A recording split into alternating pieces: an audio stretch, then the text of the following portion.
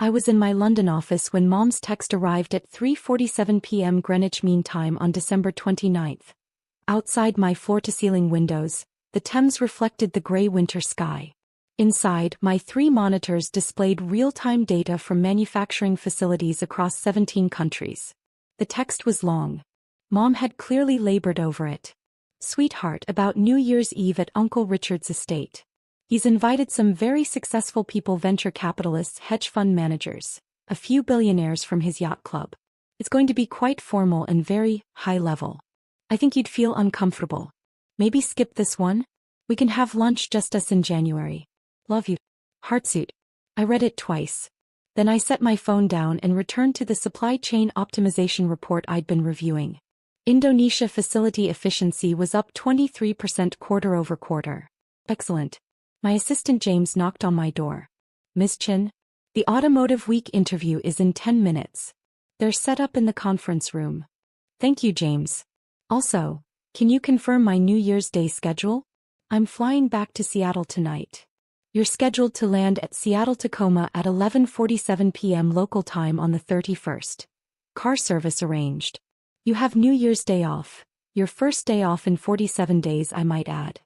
Perfect. I didn't respond to Mom's text. My family has always been impressed by the wrong things. Uncle Richard made his money in commercial real estate. Strip malls, office parks, apartment complexes.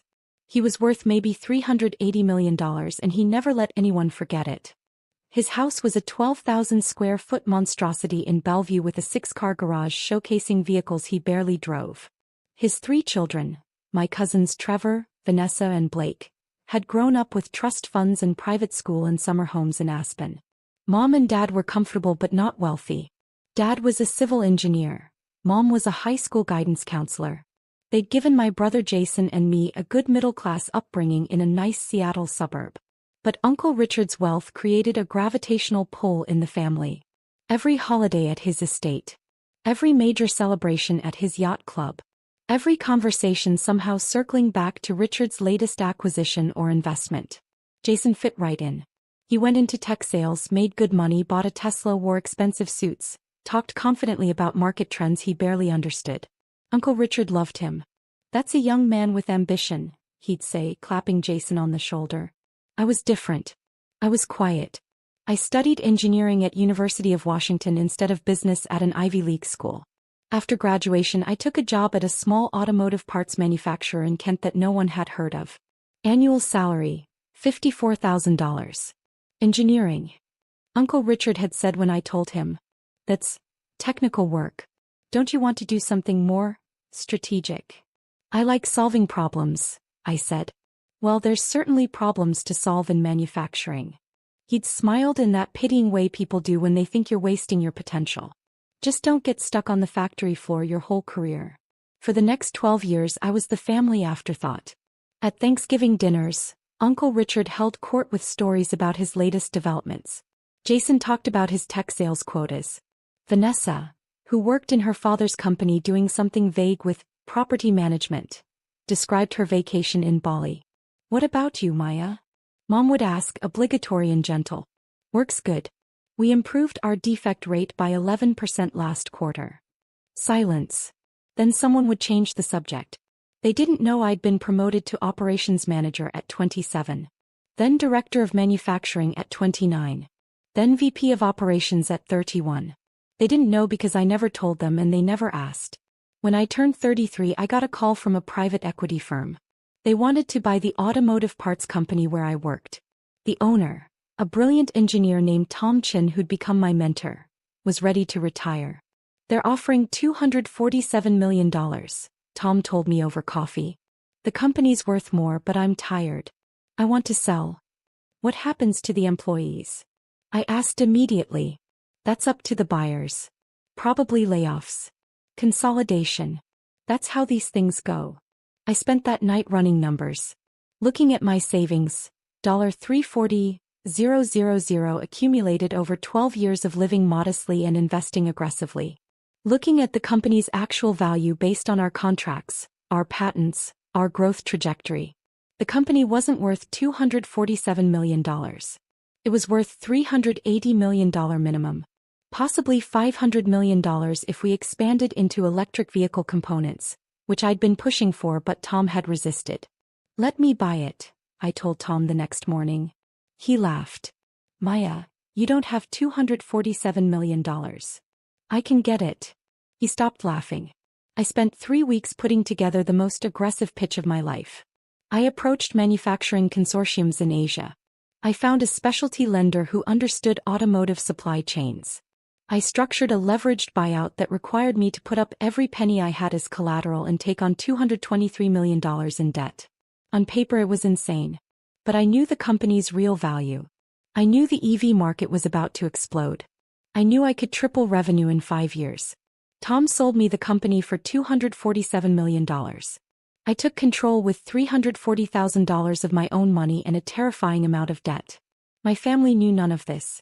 Maya's still at that auto parts place, Mom told relatives. She's doing well. Some kind of management role. I renamed the company Zenith Automotive Systems. Then I got to work. First I fired no one. Every private equity firm that had bid on the company planned to cut 30 to 40% of staff. I kept everyone and told them exactly what we were going to do. Become the premier supplier of electric vehicle components in North America. I repositioned our entire manufacturing strategy. We already made precision parts for traditional vehicles. I retrofitted 3 facilities to produce EV battery housings, thermal management systems and power electronics components. I hired away top engineers from Tesla and Rivian. I invested $47 million, borrowed money that kept me up at night, into R&D.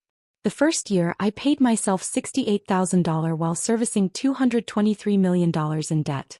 I lived in the same small apartment I'd had for years. I drove a 10-year-old Honda.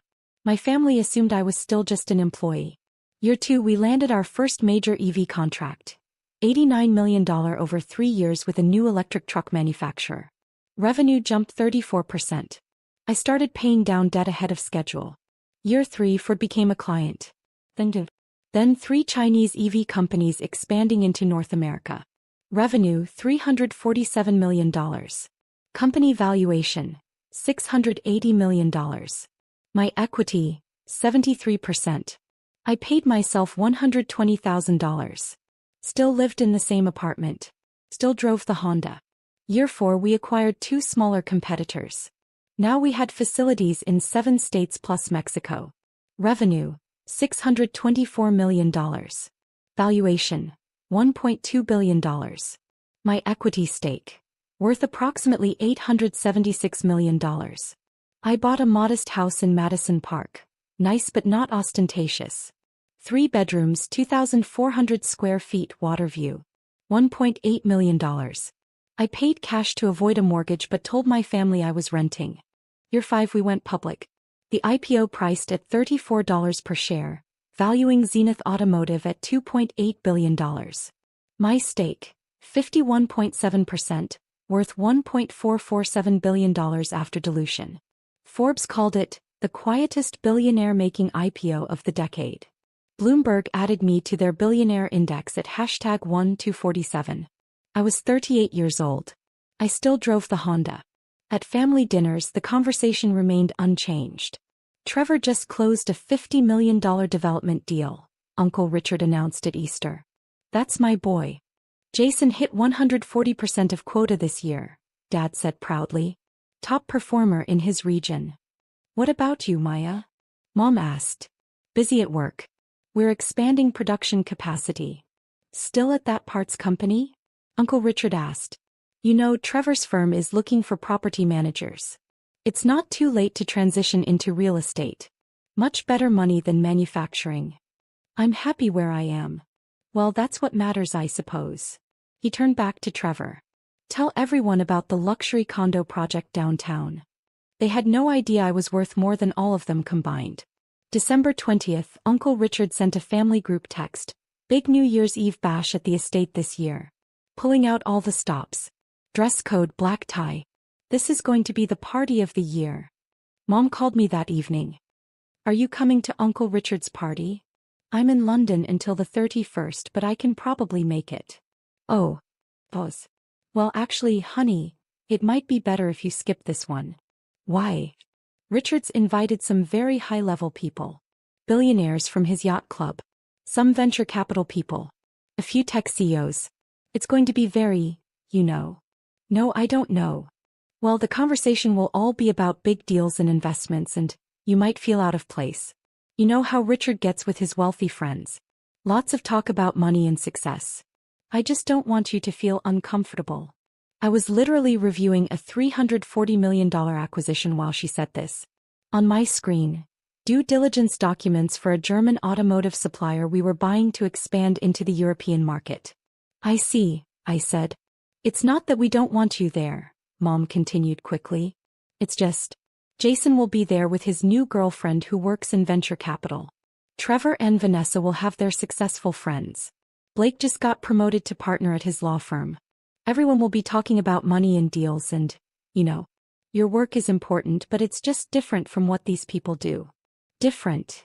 You work so hard, honey. You're so good at what you do. But this crowd, they're just on a different level financially. I don't want you to spend New Year's Eve feeling less than. Why don't we do lunch on January 2nd instead? Just you and me. I looked at my Bloomberg terminal. Zenith Automotive stock had closed at $67.34. Up 3.2% on news of our German acquisition. My net worth had increased by $43 million that day. Sure, Mom. Let's do lunch. Oh good. I'm so glad you understand, sweetie. After we hung up, I sat in my London office for a long time, looking at the city lights reflecting off the Thames. Then I called James. Change of plans.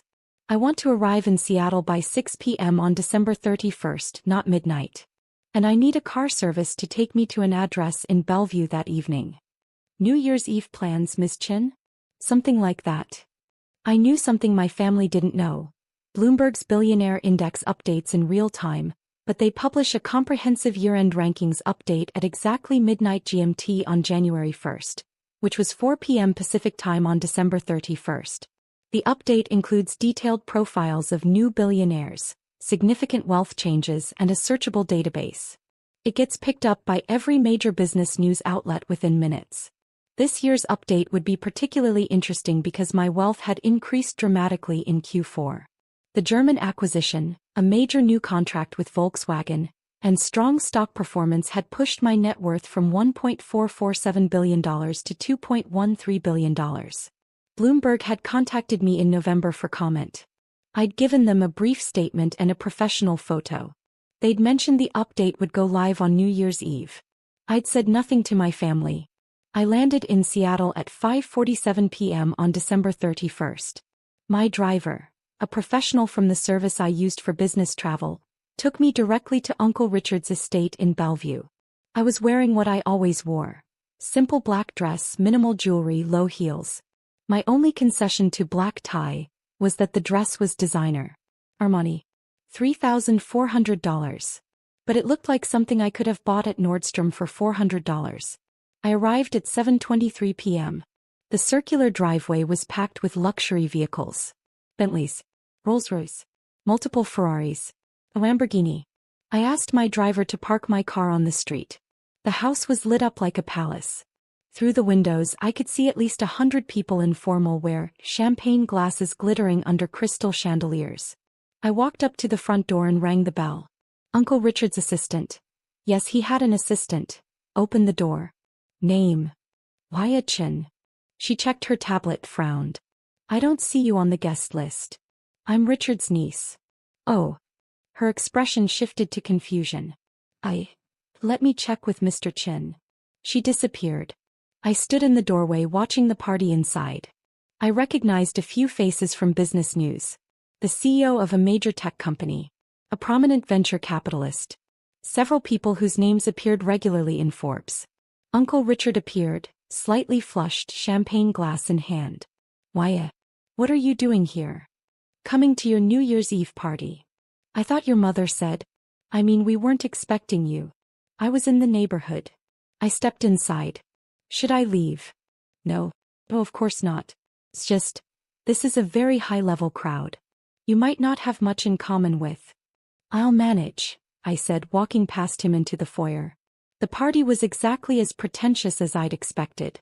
Groups of people in $1,000 outfits discussing their vacation homes and investment portfolios. Someone was talking about their new Gulfstream. Someone else was complaining about the difficulty of finding good staff for their yacht. I got a glass of champagne from a passing waiter and found a quiet corner. Jason spotted me first. Maya? What are you doing here? It's a family party. Yeah, but... He lowered his voice. Mom said you weren't coming. This crowd is pretty intense. Lots of big players. I'll try to keep up. He looked uncomfortable. Look, my girlfriend Amber is here. She's a VP at a VC firm. Very impressive woman. Maybe don't mention the manufacturing thing? It's just, this crowd doesn't really get blue-collar work. I'm not blue-collar. You know what I mean. Factory stuff. Just, maybe keep it vague. I smiled. Sure, Jason. He patted my shoulder and disappeared back into the crowd. I checked my phone. 7:56 p.m. Bloomberg's update would go live in 8 hours and 4 minutes. The evening progressed exactly as Mom had predicted. I was invisible. I stood in corners while important people discussed important things. No one asked who I was. When I did join conversations, they were politely dismissive once they realized I didn't work in tech or finance or real estate. What do you do? A man in a $6,000 tuxedo asked me around 9 p.m. I run an automotive supply company. Oh, like a parts supplier. Yes. That's interesting. He turned to someone else. Did you hear about the new EV startup that just raised $400 million? I sipped my champagne and said nothing. At 10:30 p.m., Uncle Richard gathered everyone for a toast. He was in his element, important people in his house. Everyone's attention on him. I want to thank you all for being here tonight, he said, raising his glass. This room is full of the most successful people I know. Entrepreneurs, investors, industry leaders, people who've built empires and changed the world. Here's to another year of success. Everyone cheered. I noticed Mom in the corner looking pleased. Jason was next to his VC girlfriend, chest puffed out. Trevor, Vanessa and Blake were soaking up reflected glory from their father's important friends. No one looked at me. At 11:45 p.m., I moved closer to the big screen TV in Uncle Richard's living room. He had it tuned to CNN's New Year's Eve coverage, though most people were ignoring it. I checked my phone again. 11:47 p.m. Pacific. Bloomberg's update had gone live 13 minutes ago. I opened the Bloomberg website on my phone. There it was. Bloomberg Billionaires Index, 2025 year-end update. I clicked through to the searchable database and typed my name. Number 847, Maya Chin net worth, $2.13 billion source. Automotive manufacturing residence, Seattle, Washington, age 38. The profile included details about Zenith Automotive's public offering, our revenue growth, my 51.7% ownership stake, and our recent German acquisition. There was the professional photo I'd provided, me in my office, Seattle skyline behind me. I took a screenshot and waited. 11:52 p.m. People were starting to gather around the TV for the countdown. Uncle Richard was holding court, arm around a hedge fund manager, explaining his latest real estate play. 11:56 p.m. Trevor walked past me to get another champagne bottle. He didn't acknowledge me. 11:58 p.m. I noticed Amber, Jason's girlfriend, looking at her phone with a strange expression. She was a VP at a venture capital firm. She probably had Bloomberg alerts. 11:59 p.m. 10, 9, 8. The crowd started counting down. Amber was staring at her phone, then at me, then back at her phone. She grabbed Jason's arm and whispered something urgent in his ear. 3, 2, 1. Happy New Year. Confetti cannons. Champagne corks popping. Kissing couples. Cheering. And Amber's voice cutting through the noise. Jason. Jason. Is your sister's name Maya Chin? The room didn't quiet immediately, but several people near them stopped talking. Jason looked confused. Yeah, why? Amber's hand was shaking as she held up her phone. This Maya Chin? She showed him her screen, Bloomberg's billionaire profile with my photo. Jason's face went white. That's not. He looked at me across the room. That's not the same person. It's the same photo, Amber said loudly. Maya Chin. Age 38. Seattle. Automotive manufacturing. Net worth $2.13 billion.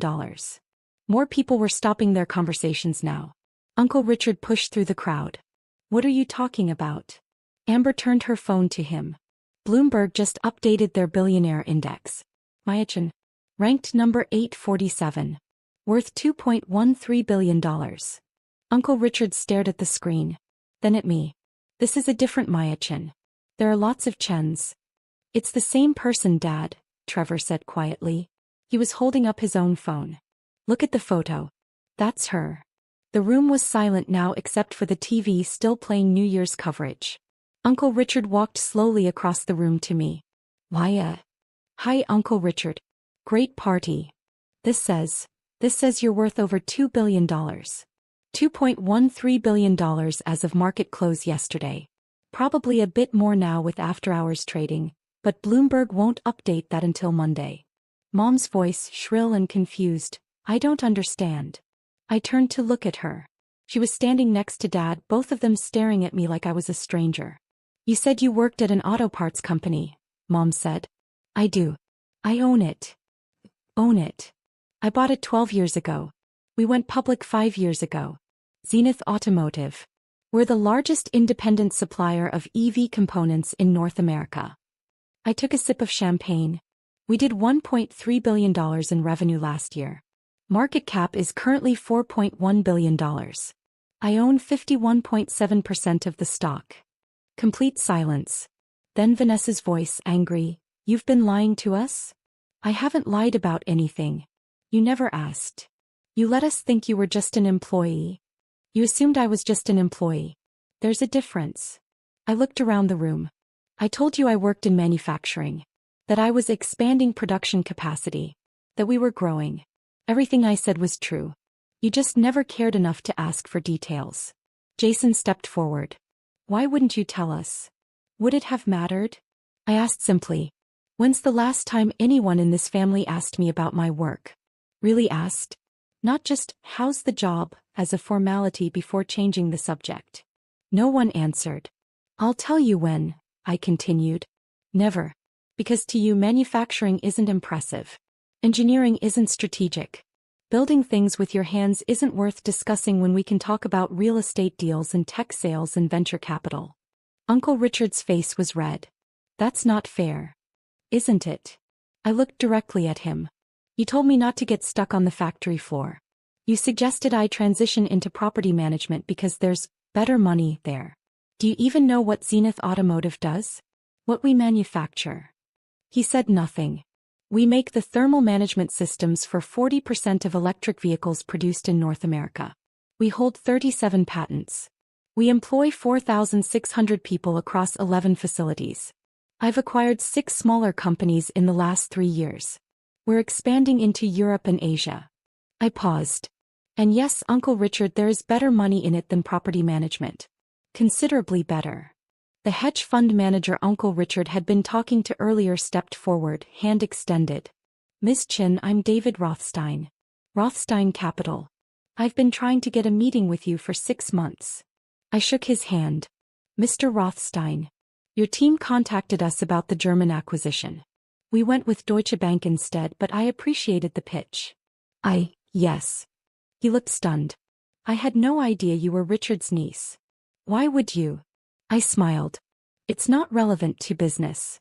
A woman in a stunning red dress approached. I recognized her, CEO of a major tech company, worth about $800 million herself. Zenith Automotive. You're the one who locked in the Volkswagen contract. We signed a 7-year $940 million deal last quarter, yes. My company uses your power electronics components in our delivery vehicles. Outstanding quality. She raised her glass to me. You've built something remarkable. Thank you. Uncle Richard looked like he might faint. You're worth more than me. Quite a bit more, actually. Mom sat down heavily on a couch. I told you not to come because you'd feel out of place with billionaires.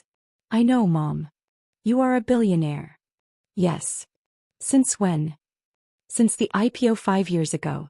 I've been hovering between $1.40 and $2.2 billion depending on stock performance. Dad finally spoke, his voice quiet. Why didn't you tell us? I looked at him for a long moment. Would you have believed me? Or would you have thought I was exaggerating? Making myself sound more important than I was. I set down my champagne glass. You've spent my entire adult life being more impressed by Jason's sales quotas than by anything I've accomplished. You've spent every family gathering celebrating Uncle Richard's strip malls and Trevor's mediocre property development projects. You've never once asked me to explain what I actually do. Not once. That's not true, Mom started. Mom, you told me not to come tonight because I'd feel uncomfortable around successful people. I let that sink in. I spent the evening being ignored by people who would have killed for an introduction if they'd known who I was. I watched Uncle Richard brag about his real estate portfolio to a room full of people, half of whom are worth more than him. I listened to Trevor talk about his $50 million development deal like it was a major accomplishment. I paused. I acquired a company for $340 million last month. It barely made the news because it's just normal business for us now. Trevor's face was scarlet. You're just trying to embarrass us. No, Trevor.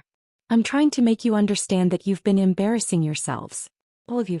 By assuming that the only kind of success worth noticing is the loud kind. The flashy kind. The kind that comes with expensive cars and big houses and constant bragging. Jason's girlfriend Amber was still staring at her phone. Forbes has an article from last year. The Secret Billionaire, How Maya Chin Built an EV Empire in Silence. There's a whole profile. Can I see that? Uncle Richard asked. She handed him her phone. He read in silence. His face went through several expressions: shock, disbelief, something that might have been shame. This says you paid off $223 million in debt in 7 years, he said quietly. 5 years, actually. We were ahead of schedule. It says you took your entire life savings, $340,000, and used it as collateral for a leveraged buyout. That's correct. That's insane. He looked up at me. That's the gutsiest business move I've ever heard of. I knew the company's value. I knew the market opportunity. I knew I could execute. And you did all this without telling anyone? Without asking for help? Who would I have asked? I said simply, You thought I was wasting my time in manufacturing. You told me to get into real estate. If I'd come to you 12 years ago and said I wanted to buy my company for $247 million, you would have laughed. He opened his mouth. Closed it. Opened it again. You're right. I would have. Mom was crying now. I'm so sorry, Maya.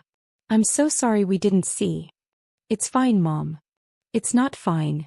She stood up, walked to me, grabbed my hands. My daughter is a billionaire. My daughter built a company from nothing. My daughter is brilliant and successful, and I told her not to come to a party because I thought she wasn't good enough. Her voice broke on the last words. I squeezed her hands gently. You thought you were protecting me. I understand.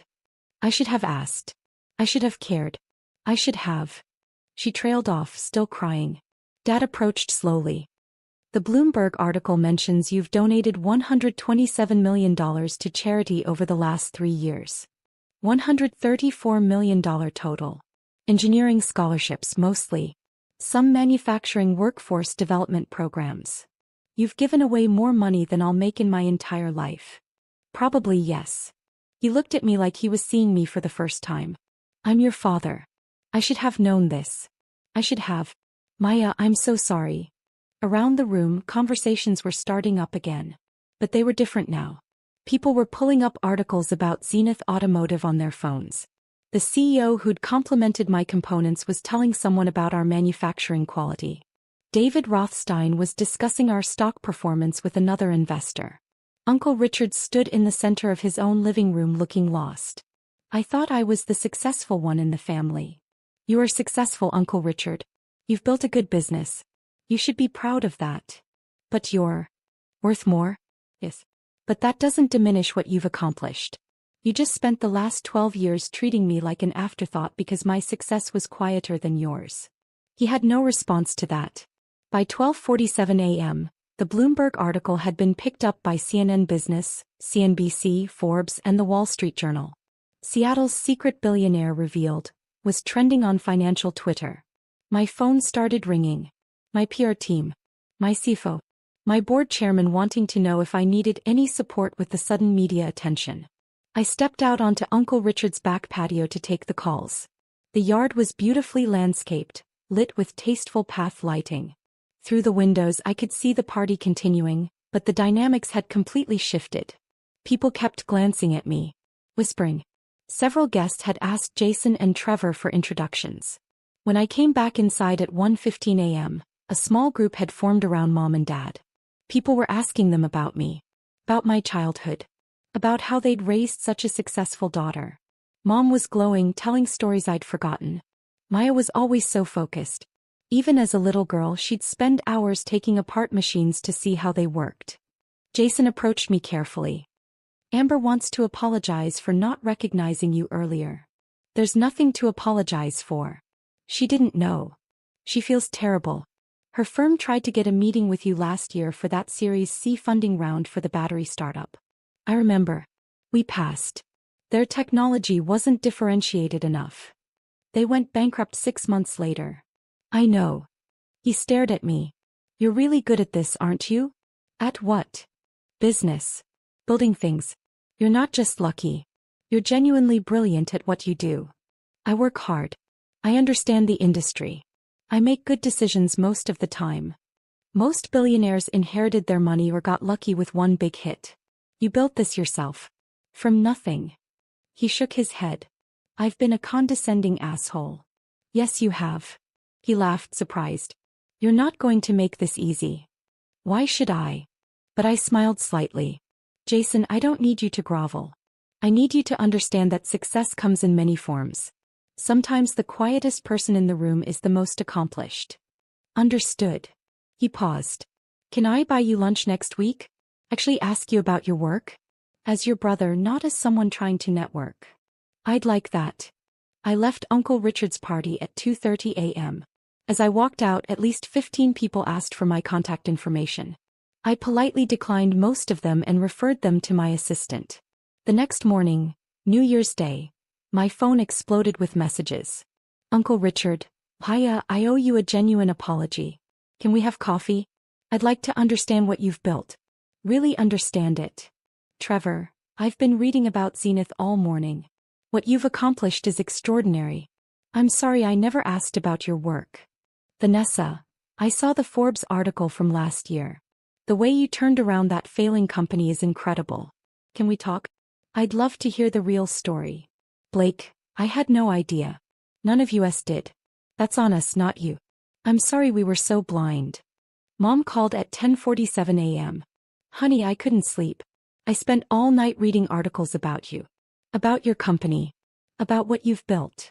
He was crying again. I'm so proud of you. And I'm so ashamed it took a Bloomberg article for me to see what was right in front of me. Mom. No, let me say this. You're brilliant. You're accomplished. You've built something remarkable.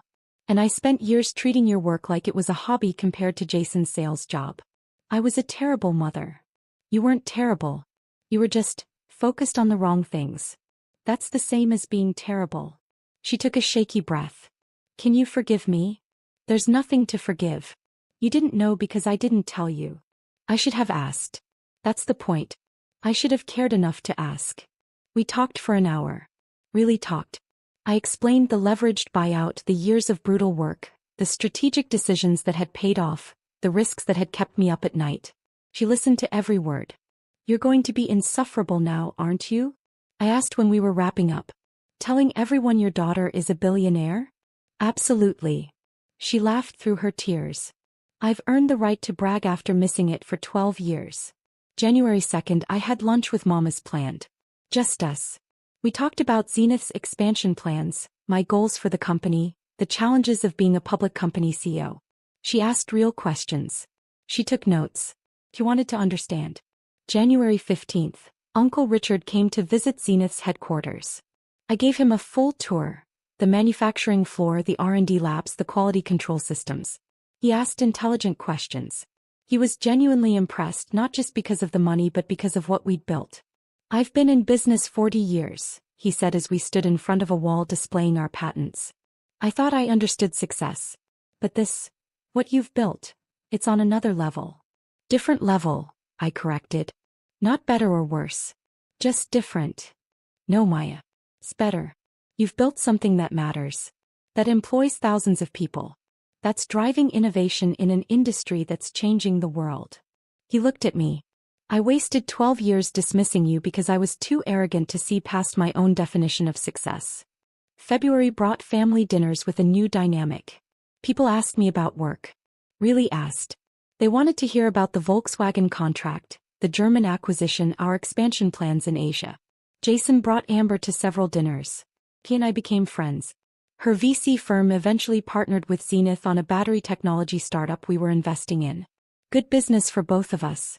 Trevor started asking me for business advice. Not to network. Not to use me. Just because he genuinely wanted to learn from someone who'd built something from scratch. Dad framed the Bloomberg article and hung it in his office. Proud of my daughter, he told everyone who visited. Mom started a scholarship fund for women in engineering in my name. She seeded it with $50,000 of her own money. I matched it with $5 million. The media attention eventually died down, which I appreciated. I went back to running my company, which was what I actually cared about. But the family dynamic never went back to what it was. In June, Uncle Richard invited me to his yacht club for lunch. Some of the people from New Year's Eve will be there, he warned. Is that okay? It's fine. We arrived to find a small gathering on the deck overlooking the water. The hedge fund manager. The tech CEO. A few venture capitalists I'd met that night. Paya. David Rothstein stood up when I arrived. I've been trying to get another meeting with you for months. Your assistant scheduled something for July, I said, shaking his hand. 3 months out. Your team is very protective of your time. I run a $4.1 billion company. My time is limited. He laughed. Fair enough. The tech CEO pulled me aside. I wanted to thank you. The components we get from Zenith have been flawless. Our vehicle production has increased by 19% since we switched suppliers. That's good to hear. Quality is everything. I'm telling everyone who'll listen. You've built something special. Uncle Richard found me at the end of lunch. This is surreal. You're the most important person here. I'm just me, Uncle Richard. I was always just me. You just didn't notice. He smiled sadly. I noticed. I just didn't understand. There's a difference. As I drove home that evening, still in my Honda, which I kept for sentimental reasons despite now owning a Tesla and a Porsche I rarely drove, I thought about Mom's text from December 29th. New Year's Eve is high net worth only. You'd feel out of place. She'd been right in a way. I had felt out of place. Not because I wasn't wealthy enough, but because I'd spent 12 years being invisible to people who should have seen me. Being dismissed by people who should have celebrated me. Being treated as less than by the very people who should have known better. The Bloomberg article hadn't changed who I was. I was still the same person who'd spent years building something meaningful in silence. But it had changed how they saw me. And that, I realized as I pulled into my driveway overlooking the water, was the real triumph. Not the billions. Not the recognition. But forcing the people who'd dismissed me to finally see what had been there all along.